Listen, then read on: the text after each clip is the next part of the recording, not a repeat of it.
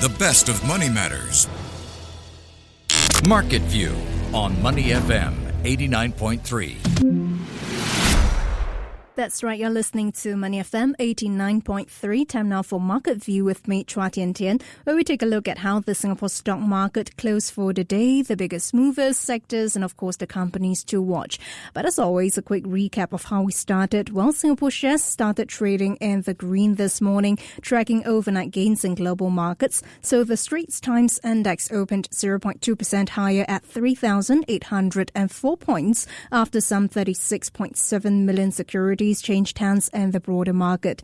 Now let's take you through the closing numbers. The STI closed down 0.37% at 3,781 points. In terms of value turnover, that's 1.2 billion Sing dollars. Now gainers trailed losers 205 versus 280. Top advances for today, we've got here UOB, GMHUSD, Yangzijiang Shipbuilding Sing dollars. And decliners for today, Jardine Cycle and Carriage, DBS and Neo Incorporation USD. Now, in terms of counters to watch as REITs are in focus, we do have Mapletree Logistics Trust after its distribution per unit fell 11.1% year-on-year to some 2 Singapore cents for the third quarter ended December. Now, elsewhere from House, SoftBank soared more than 9% after US President Donald Trump said it was included in a new $500 billion venture to build infrastructure for AI in the US, to how gold prices climbed to a fresh 11-week high. We've got more corporate and international headlines in focus. And joining me on the line today is Tareck Horchani, Head of Dealing at Maybank Securities Singapore. Tareck, welcome. Thank you. Good afternoon. Thanks for inviting me. Great to have you join us. And Tareck, let's start with the Singapore stock market as usual. How did the STI fare today? Any surprises when it comes down to the companies to watch, say Singpost? It named its former Australian business CFO as Group CFO, so any surprises on that front?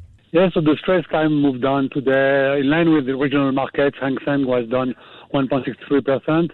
The broader market sentiment seems impacted by external pressures, notably trade tensions following the U.S. announcement of a 10% tariff on foreign goods, like you mentioned earlier.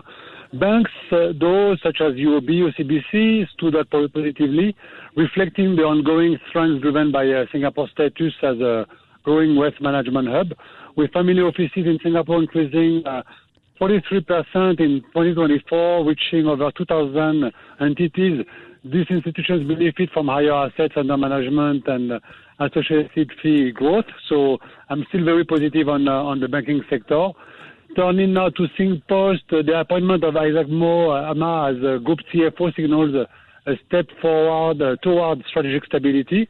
The company has faced scrutiny recently over governance issues, but has taken significant steps to rebuild trust, including renewing key customer contracts and the monetization also of non-core assets alongside plans for its Australian business positions the company for a turnaround.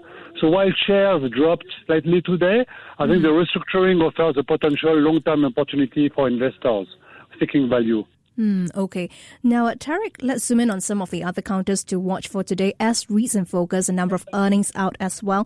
Now, in particular, Mapletree Logistics Trust reported an 11.1% year-on-year drop in DPU to some 2 Singapore cents for its third quarter ended December. More earnings from Mapletree Industrial Trust, Fraser Centrepoint Trust, Suntec REIT, Capo DC REIT in focus this week. So, how far does Mapletree Logistics Trust's earnings set the tone for what's next for the REIT sector this week? That's a good question. So Mapletree Logistics recent results highlight the headwinds facing the REIT sector in general. You're right.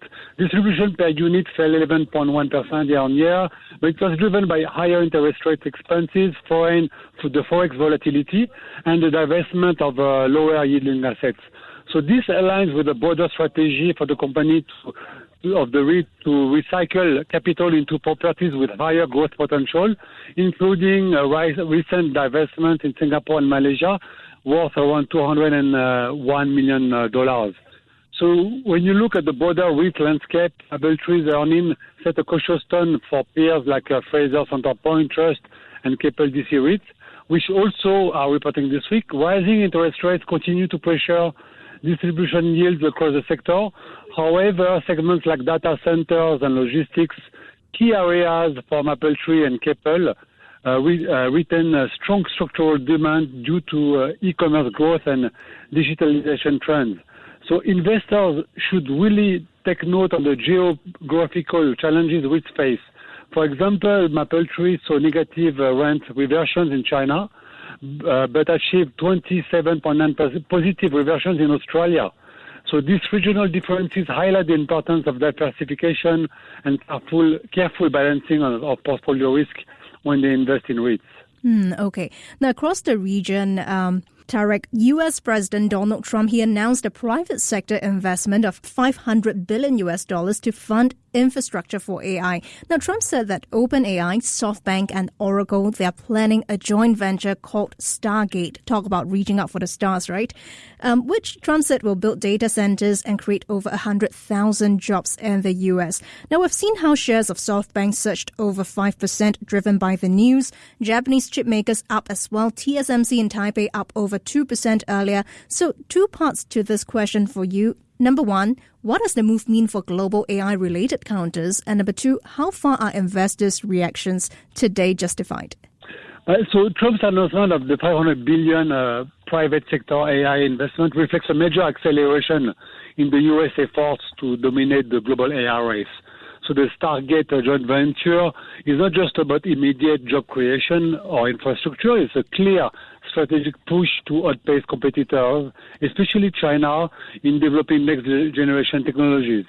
China has been aggressive actually in AI development, focusing on integrating AI into military and economic systems. Their government-backed initiatives combined with companies like Huawei and Baidu have secured significant market shares in AI hardware and software globally. The EU, on the other hand, is advancing cautiously, prioritizing regulatory frameworks and ethical AI standards. While Europe approach might foster trust and safety, I think it risks to fall behind the scaling capabilities. So the U.S., in contrast, is betting on speed and private sector collaboration. The involvement of NVIDIA, Oracle, and Microsoft in the Stargate project showcases how the U.S. is leveraging its tech giants to scale infrastructure and develop advanced AI applications. So the deregulation is central to its strategy. Trump's recent rollback of Biden-era AI safety guardrails has raised concern, of course, in the U.S. Of unchecked growth, but it could fast-track innovation by reducing bureaucratic delays. And market reaction underscores the perceived advantage of this approach. I mean, like you mentioned, SoftBank rose 5%, NVIDIA is a critical partner, continue to dominate the AI chip market, while the Asian semiconductor stocks such as Advantest in Japan and TSMC in Taiwan also gain. So it really reflects the global ripple effect. So the U.S. for me is really prioritizing immediate technological leadership over long-term regulation cautious. While it ensures rapid advancements, the risk of inadequate safety protocols over reliance on fossil fuel-heavy data centers remain a critical challenge. Okay. Now, since we're on Trump, Tareck, U.S. President Donald Trump, he said he was open to Elon Musk buying over TikTok if Elon Musk wanted to do so. Any quick thoughts given how TikTok's parent ByteDance is reportedly planning to spend more than $12 billion USD on AI this year? For Musk, it aligns with this broader vision of integrating advanced AI into scalable platforms. So ByteDance, which are going to invest $12 billion in AI infrastructure this year, and which includes generative AI tools and applications, is a great purchase for him. The synergies here are also compelling. TikTok's vast user base and data offer Musk an unparalleled opportunity to refine his AI models, especially in natural language processing and user interaction systems. So this aligns with his ambitions in Tesla and SpaceX, where AI plays a critical role in automation and innovation. However, challenges include geopolitical scrutiny. Even though he might buy half of the U.S. company of ByteDance, there will be some voices raised in the U.S. in the near future again. ByteDance also focusing on launching AI-driven apps like Cause and Chop underscores its commitment to the global AI race. So the acquisitions could reshape not only social media, but also AI integration in daily life, with far-reaching implications for data privacy and innovation, though. So I don't think it's just a clear cut that it's a great buy. It will also raise concerns in the U.S. Okay. Now, we're just tuning in when I'm in conversation with Tareck Horchani, Head of Dealing at Maybank Securities Singapore. Well, Tareck, further away, quite a number of earnings are due this week. We've got Netflix, Charles Schwab, 3M and United Airlines reporting yesterday. And today we've got a number of notable names reporting as well, including Procter & Gamble, Johnson & Johnson, Abbott Laboratories. So how's the latest earnings season shaping up? Some good numbers out of Netflix and Charles Schwab, I believe. Yes, correct. Q4 earnings have highlighted the 44% profit surge. This was due to several factors. So one, interest rate environment. The firm could benefited from higher interest rate environment, which increased their net income, interest income. They have seen strong trading volumes this year, especially around the post-election. And there has been also robust capital market activity that drove volumes higher. They have improved on their cost efficiencies. They are very lean and a very expanding customer base, which also has maintained their margin advantage. They have grown their client base. I mean, they have a good platform and offer trusted platform and good security, which offers growth opportunities. But when you look more broadly, the financial sector's recovery also played a role in Schwab's success. There has been a 38% year-on-year increase in capital markets activity, which reflects improving confidence and economic stability. Additionally, Schwab has positioned itself well within the sector by adapting to shifts such as higher M&A volumes and increased debt insurance. Then the other sectors such as communication, services, technology also posting double-digit growth, supported by digital transformation and consumer demand. Procter & Gamble, Johnson & Johnson, Abbott are reporting today, and also it will likely add further evidence of resilience in the healthcare and consumer staple. And the last, we cannot forget the Magnificent Seven. Just to give you a bit of an idea, expectations of earning growth estimates for them, NVIDIA is at around 62% for the fourth quarter, Amazon at 45%, Meta 25% expectation, Alphabet 27%, Microsoft 7%. So just it gives you a bit of an idea of what the market is expecting. So overall, S&P 500 is projected to grow around 12% for Q4, which is going to make it the strongest growth since 2021. So even though we have corporate guidance that remains cautious, I'm still a believer that the equity market in the U.S. will rally. I see. Now, in the meantime, Tareck, let's talk gold. Gold prices climbed to a fresh 11-week high today, boosted by a weaker U.S. dollar and also as uncertainty around Donald Trump's trade policies boosted the safe haven demand. Now, spot gold, if we look at that was up 0.1% at $2,748 US and 58 cents per ounce at about 9 a.m. Singapore time. How would you read into the movements? I mean, your question says it all. I mean, there still have trade tensions. We have still inflation concerns around the world. So investors will continue to buy gold as a hedge for the long equities. And there's something also quite interesting. We have seen a lot of central banks, particularly in emerging markets, that are continuing to buy gold as part of their reserves and as part of their diversification strategies. So when you see all these big signals with the Fed, are they going to cut rates, how much, central banks could keep buying gold, trade tensions, I think gold remains for me one of the best reliable hedge against currency devaluation, inflationary pressures.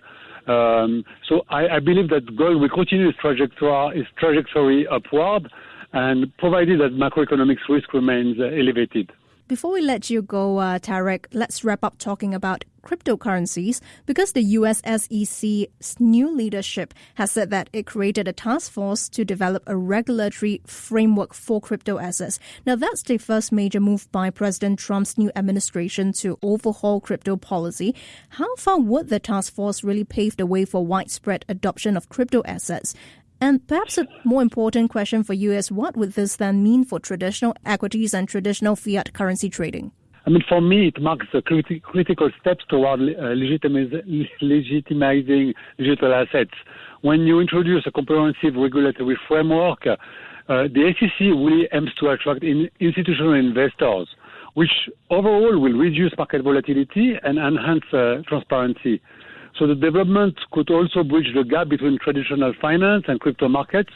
For example, stablecoins might gain broader acceptance as transactional currencies, while exchanges integrate more robust compliance measures. And for fiat currency trading, yes, there will be the rise of regulated crypto assets poses a challenge, but also an opportunity.